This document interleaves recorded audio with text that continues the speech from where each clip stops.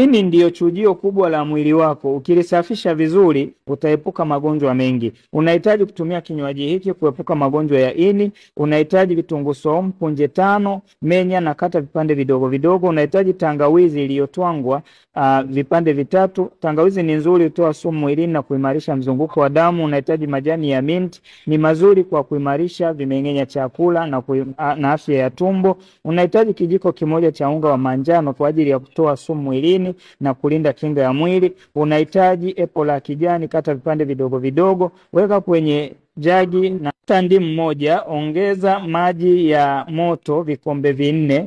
Funika kwa muda wa dakika 10 na kunywa. Tayari kinywaji chako kitakuwa tayari kwa ajili ya kutoa sumu mwilini. Au tumia ini package kutoka kwa mwili, dozi ya kuanzia shilingi 127,500. Soma caption kujua faida zake na komenti niunge